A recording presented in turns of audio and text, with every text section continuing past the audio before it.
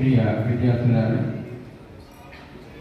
So మీరంతా చక్కటి విద్యను నేర్చుకొని భవిష్యత్తులో కుటుంబానికి, సమాజానికి, దేశానికి కూడా సేవ చేయాలి అని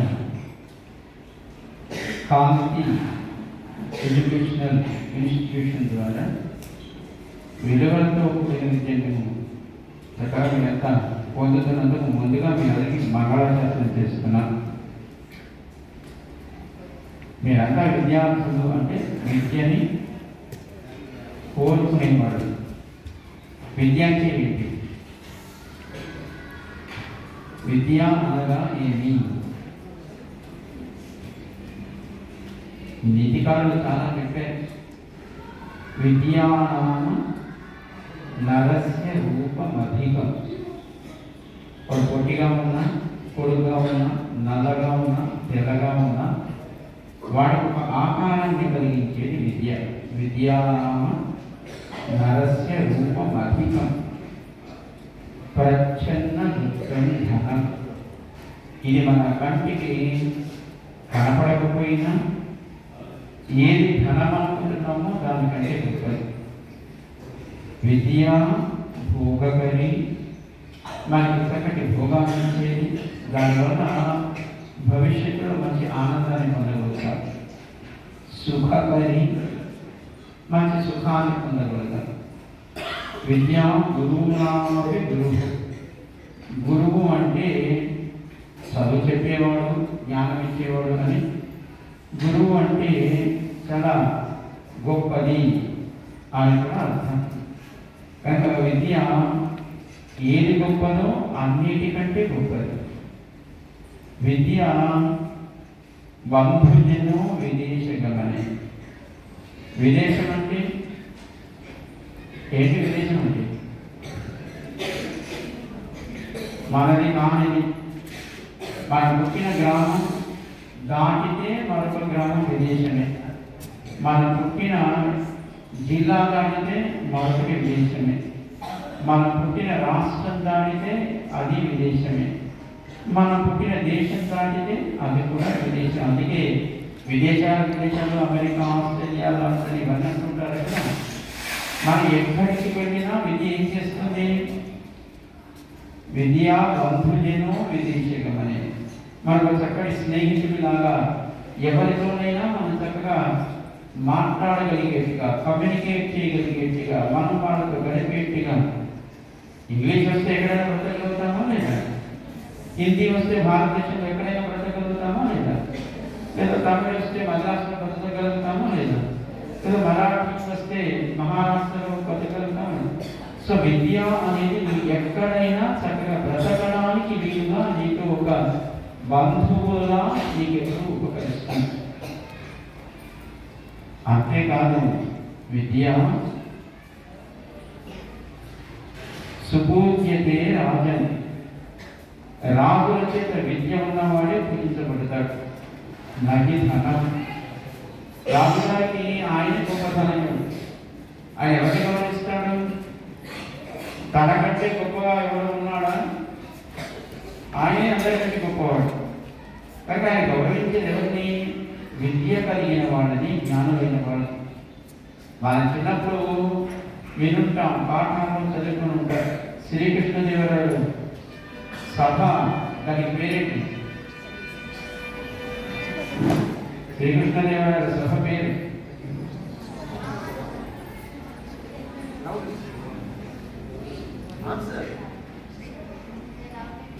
భువన విజయము. దాని పేరు భువన విజయము. అంటే ఆయన గొప్ప వీరుడు, పరాక్రమవంతుడు, చక్కటి సామర్థ్యం కలిగిన చక్రవర్తి. దానివల్ల దానికి ఆ పేరు రాలేదు ఆ సభకి. ఆయన సభలో 8 మంది ఉండేవాడు. వాళ్ళకి ఏ పేరు? అష్టదిగ్గజములు. గజము అంటే 7, అన్నిటికంటే బాగా గొప్పది. అష్టదిగ్గజములు అంటే 8 దిక్కులుగా అప్రతిహతంగా వారి కవిత్వం చేత, వారి సాహిత్యం చేత, వారి పాండిత్యం చేత ఎవరినైనా ఎదిరించగలిగే 8 మంది కవులు కృష్ణదేవరాయల గారి ఆస్థానంలో ఉండేవారు. అదే దానికి భువన విజయము అని పేరు పెట్టారు. అవునా కాదా? అక్కడ ఎవరైనా గౌరవించేది పాండిత్యం కలిగిన వాడిని, అంటే మంచి జ్ఞానం కలిగిన వాడిని, చక్కటి విద్య కలిగిన వాడిని. కానీ విద్యాసు పూజ్యతే రాజన్ నహి ధనం, ధనం ఉన్నవాడే కాదు రాజును పూజించేది విద్య ఉన్నవాడే. సరే ఇవన్నీ బాగానే ఉన్నాయని విద్య లేనివాడేంటి? మరి విద్య ఉన్నవాడంటే ఇవన్నీ లాభాలు. అది లేకపోతే విద్యా విహీనో పశువు. ఏంటి? విద్య లేనివాడు పశువుతో సమానం. ఇది విద్య అంటే. సరే విద్య వల్ల మన కలిగే లాభాలంటే బయట చెప్తున్నాం. విద్య అంటే ఏంటి? ఏది మనం పొందితే లోకంలో గౌరవాన్ని, ధనాన్ని, అధికారాన్ని వీటన్నిటినీ మనం పొందగలుగుతాము. ఏది మనకి లాభాన్ని ఇస్తుందో, ఏది ఉంటే మన లోకంలో చక్కగా అందరికంటే ముందుకు ఉండగలుగుతారో దాన్ని మనం విద్య. ఏది తెలిస్తే మనం బాగుంటామో దాన్ని విద్య అని అంటారు. అంతేకాదు మీరంతా సరే మీరు చిన్న తరగతి నుంచి ఎల్కేజీ యూకేజీ నుంచి 10th క్లాస్ వరకు ఇక్కడ ఉన్నారు. సో 10వ తరగతి మనకు ఒక ఫౌండేషన్ లాంటిది. ఆ తర్వాత ఇంటర్మీడియట్ మన జీవితంలో ఏం కావాలని కోరుకుంటున్నామో దాన్ని ఆలోచించగలిగేటువంటి ఒక స్థాయి మనకి ఇంటర్మీడియట్లో ఉంటుంది. అంటే మన డాక్టర్ కావాలా, ఇంజనీర్ కావాలా, ఒక బిజినెస్ మ్యాన్ కావాలా, లేదా ఒక చార్టెడ్ అకౌంట్ కావాలా, లేదా ఒక ఐఏఎస్ ఆఫీసర్ కావాలా, ఇవన్నీ మనం ఎక్కడ ఆలోచిస్తాం? ఇంటర్మీడియట్లో ఆలోచిస్తాం. ఆ తర్వాత దానికి తగిన విద్యని మనం ఇంజనీరింగ్, డాక్టర్, లేదా బీకామ్, బిఎస్సీఓ, బిఎంసీఓ లాంటివి మనం అది 3 years 4 years మనం చదువుతాం. దాని తర్వాత మరొక 2 సంవత్సరాలు అంటే గ్రాడ్యుయేషన్ అయిపోయిన తర్వాత మనం ఏ రంగంలోకి వెళ్ళాలనుకుంటున్నామో దానికి తగిన స్పెషలైజేషన్ పీజీ మనం 2 years మనం చదువుతాం. ఆ తర్వాత ఏం చేస్తాం? 10+2+4+2 ఆ తర్వాత ఏం చేస్తారు? ఎడ్యుకేషన్ అంటే ఇంతే మనకి తెలిసింది. ఎవరైనా చూడండి, మా అబ్బాయి చదువు అయిపోయిందంటే ఉద్యోగం రాగానే పెళ్లి చేసేస్తాం అంటారు. ఇప్పుడు మా అమ్మాయి 5 years ఉందండి ఇంజనీరింగ్లోనూ ఎంబీబీఎస్లోనూ, అది కంప్లీట్ అవ్వగానే మాకు సంబంధం చేస్తారు పెళ్లి చేస్తాము అంటారు. అంటే మనకి గ్రాడ్యుయేషన్, పోస్ట్ గ్రాడ్యుయేషన్ అయిపోగానే నెక్స్ట్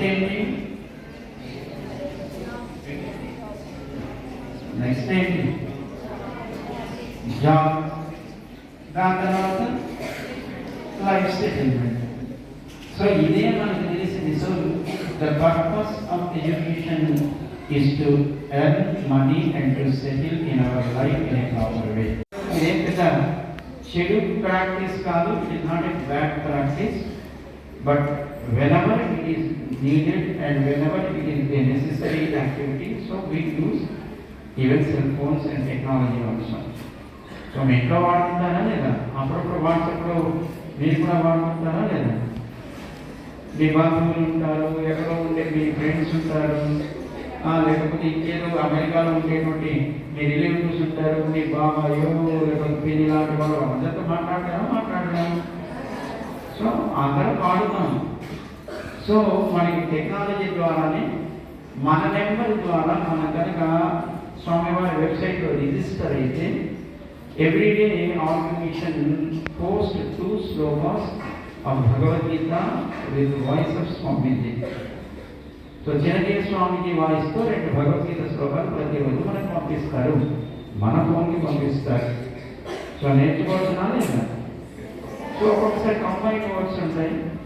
సో ఒక్కొక్కసారి ప్రతి పదం మనకి ప్రొనౌన్స్ చేయడం రాకపోవచ్చు సరిగా, లేదా స్పెల్ చేయడం రాకపోవచ్చు. So evening 8 to 8:40 as per the age group equation ఏదో మనకి తెలుసుంటారు. అలాగే any language, we should know the grammar of any language. We can speak and we can write in a proper way in that language. So సంస్కృతానికి కూడా వ్యాకరణం ఉంటుందండి, grammar ఉంటుంది. ఈ గ్రామాన్ని చక్కగా అర్థం చేసుకోవడానికి ఒక ఆయన సూత్రాలు రాసి చక్కగా మన సంస్కృత వ్యాకరణాన్ని చక్కగా నేర్చుకునేట్టుగా ఒక గ్రంథాన్ని తయారు చేశాడు. ఆయన పేరు పాణిని. ఏంటా పేరు? ఆయన పుట్టింది ఎక్కడ? లాహోర్ దగ్గర ఖైబర్ పఖ్తూన్ఖ్వా అనే ప్లేస్ లో. So the birth place of Panini is in Lahore. ఒకప్పుడు ఇదంతా అఖండ భారతం. గాంధారి దేశం ఆఫ్ఘనిస్తాన్. సో భోజుడు పరిపాలించిన ప్రాంతం అంతా ఈనాడు మనం చెప్పుకునేటువంటి అరేబియన్ కంట్రీస్ కావచ్చు, ఇవన్నీ కావచ్చు. ఇదంతా ఒకప్పుడు వైదికమైనటువంటి జీవన విధానం కలిగి ఉండేది ప్రపంచం అంతా. మనకి చాలా మంది అడిగారు జీవితం వారిని, is a holy book for Muslims. Bible is a holy book for Christians. Then what is holy book for Hindus? Which is holy book for Hindus? Dear Lord, కాదు అని అంటారు. ఎందుకంటే Bhagavad Gita it is a teaching by Lord Krishna to Arjuna. So it was at the time of Kurukshetra in Dwapara Yuga. So there is no any community it took birth in the universe at that time. Only the process of Vedic lifestyle, it was there at the time of Dwapara Yuga. Lord Krishna teach Bhagavad Gita to Arjuna. So Bhagavad Gita is not at all, it is only particularly to a Hindu. Bhagavad Gita, it is a message to the universe. So Bhagavad Gita ప్రధానంగా ఎందుకు start చేశాడు కృష్ణుడు? ఎందుకు చెప్పాడు Bhagavad Gita?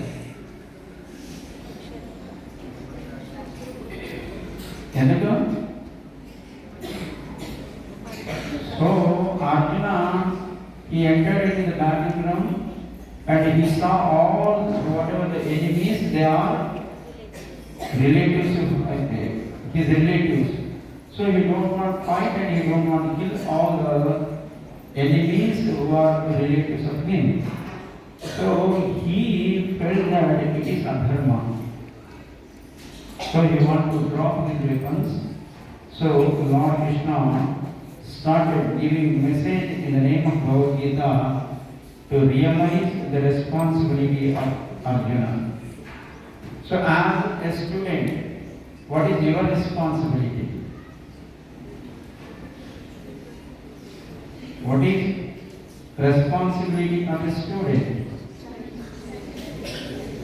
So coming regularly to school, hearing whatever the lessons from teachers with concentration and practice those lessons to memorize, and writing our examination at the end of the year in a proper way, getting a good score and promoting to the next level.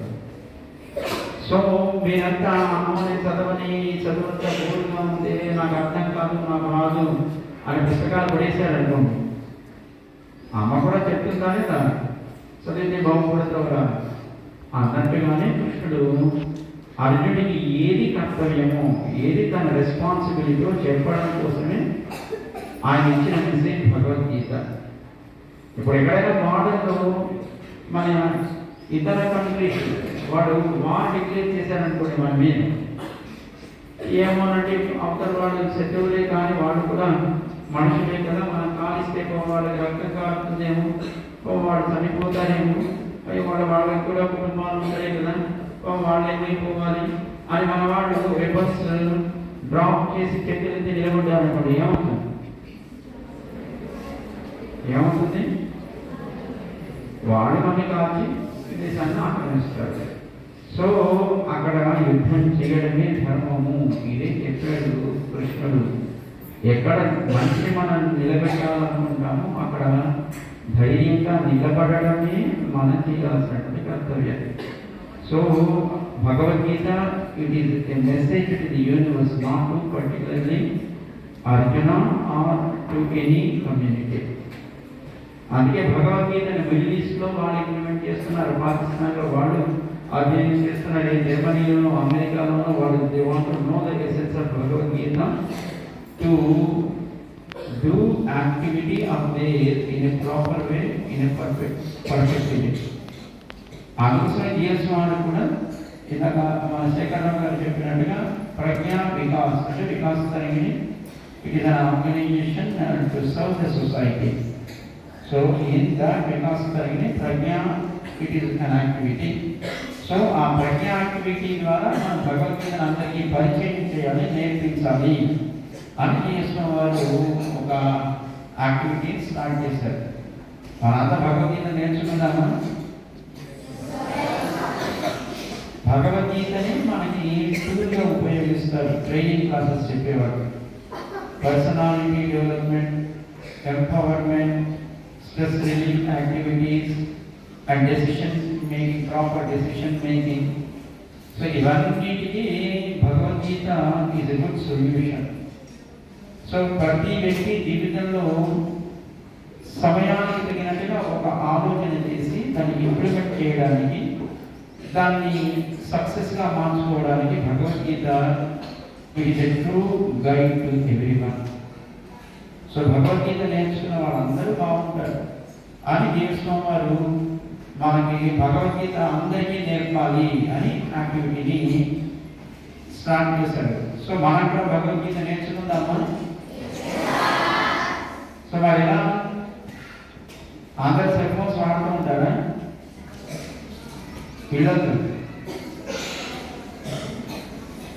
ఇంకా cell phones వాడుతూ ఉంటారా?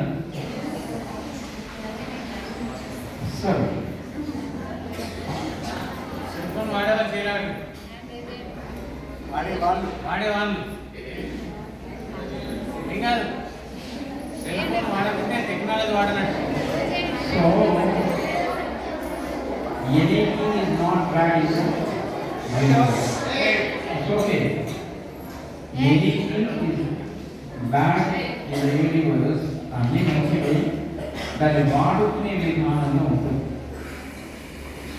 Knife మంచిదా చెడ్డదా? కత్తి మంచిదా చెడ్డదా? Doctor చేతిలో ఉంటే ప్రాణం ఇస్తుంది, దొంగ చేతిలో ఉంటే కత్తి మంచిదా చెడ్డదా? వాడేవాడు మంచివాడా చెడ్డవాడా? దానివల్ల కత్తి మంచి ఉపయోగపడాలా చెడు ఉపయోగపడాలా అనేది వాడేవాడి మైండ్ సెట్ని బట్టి ఉంటుంది. So anything is not bad in the society, but we should not addict to anything in permanent way. Technology కూడా మంచిదే, మనకు అవసరమైనది. ఇప్పుడు ప్రపంచంలో ఎక్కడ ఏం జరుగుతుందో మన టెక్నాలజీ ద్వారానే మనం చూడగలుగుతాం. కానీ దాంట్లో అనవసరమైన చెత్తను కూడా చూడడం మొదలు పెట్టామనుకోండి, అది ప్రమాదం. జై శ్రీమన్నారాయణ, జై భారత్. ఇంత మంచి కార్యక్రమము మేము ముచ్చింతలు వెళ్తే అయ్యా స్వామీజీని కలవడానికి టైం చాలా వెయిట్ చేయాల్సి వస్తుంది. అటువంటిది ఒక నడిచొచ్చే దేవుడు మన చిన్న స్కూల్కి రావడం అనేది చాలా గొప్ప విషయం. రాత్రి 15 నిమిషాలకు అన్న శేఖర్ అన్న నాకు తనకు ఉన్నటువంటి ఒక 20 సంవత్సరాల అనుబంధంతో 10:30కి ఫోన్ చేసి మరి ఏమన్నా అవకాశం పడింది. ఇంత అదృష్టం మనం అయ్యగారు స్వామీజీ మా స్కూల్కి రావడం అనే అదృష్టం. మేము పిలిస్తే రాదు, అటువంటి తను వస్తుందనంటే ఎంత అదృష్టం, మా పిల్లలకు కూడా అదృష్టం అని చెప్తాను. ప్రజ్ఞా వికాస్ ద్వారా వచ్చింతల్లో ప్రతిసారి అన్న శేఖర్ ప్రజ్ఞా వికాస్ అధ్యక్షులు, ఇంతకుముందు మన ట్రస్ట్ మాకు కూడా అధ్యక్షులు, ఇప్పుడు గౌరవ అధ్యక్షులు ట్రస్ట్ మాకు, మన అన్ని ప్రైవేట్ స్కూళ్ళకు, తెలంగాణ ప్రైవేట్ స్కూళ్ళకు ఒక ముఖ్య వ్యక్తి. మీ అందరికీ కూడా కరోనా టైంలో 2000 రూపాయలు ఇప్పించినటువంటి వ్యక్తి తనే. పాత టీచర్స్కి అందరికీ తెలుసుకుంటారు. స్వామీజీ మీరు రావడము మా యొక్క అదృష్టం, మా పిల్లల అదృష్టంగా భావిస్తున్నాం. మీ యొక్క అమూల్యమైన సందేశం కొరకు మా విద్యార్థులు వెయిట్ చూస్తున్నాను.